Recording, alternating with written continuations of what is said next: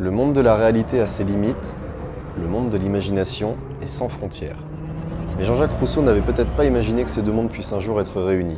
Il n'avait pas envisagé ni l'Oculus Rift, ni le HTC Vive.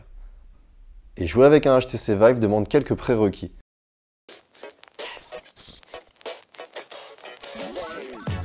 Il faut une pièce adaptée, un humain lambda. Un HTC Vive, c'est mieux. Pourquoi pas une table basse, un ordinateur avec une grosse config et un écran.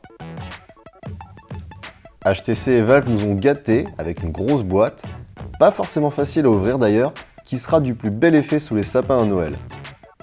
Dans la si grosse boîte du produit, on trouve d'abord deux manettes, ce sont les Vive Controller. Et ce sont des modèles de fabrication qui s'adaptent parfaitement aux mains et à l'emplacement des doigts. Et en plus, le poids est très bien réparti. Il y a aussi deux émetteurs laser, au format cubique, qui vont permettre de relier tous les objets entre eux, mais aussi de prendre en compte le déplacement dans l'espace.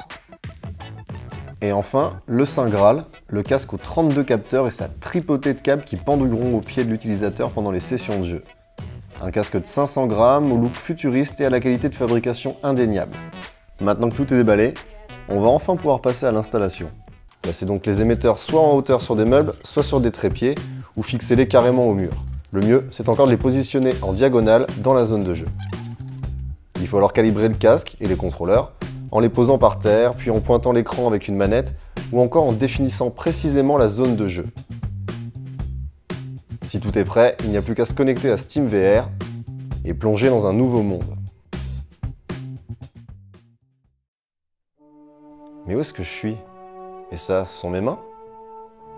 Je déplace ma tête, mes mains, il n'y a pas de latence, et j'oublie vite les pixels devant mes yeux, d'autant que la qualité d'image est bonne. J'apprends vite à appréhender ce monde où je ne suis pas tout à fait, et les mouvements de ce qui est censé être mon corps deviennent plus naturels. J'ai la liberté de faire ce qu'il me plaît, dans les limites de ce que les développeurs ont prévu pour moi. Il y a des choses simples, comme écrire des mots d'amour au tableau, caresser un chien, enfin un robot chien, ou même travailler. Mais c'est l'exaltation que je recherche, l'impressionnant, l'effet waouh. L'espace, des planètes, je peux jongler avec la Terre. Je peux me faire surprendre par une gigantesque baleine lors d'une plongée sous-marine. Je peux tirer à l'arc, en m'imaginant en Robin des Bois virtuel. Je peux me la jouer Han Solo un peu et slalomer dans une ceinture d'astéroïdes avec deux chasseurs à mes trousses. Je peux me prendre pour un pirate de l'espace, esquivant des tirs laser en rafale, et ripostant avec mes plus belles techniques. Je peux aussi tirer toutes mes forces sur une catapulte et... Non, attendez, pas comme ça. Voilà, et tout faire sauter. Je peux être ce Picasso du futur qui met de la couleur dans les étoiles et s'assoit pour prendre un selfie avec son œuvre. Bref, on oublie bien vite que ce ne sont que des pixels devant nos yeux et le HTC Vive propose un environnement totalement interactif, que ce soit dans les expériences ou l'interface de navigation. Et on est toujours surpris du calme environnant lorsqu'on retire le casque de devant nos yeux. Bon, on y retourne ?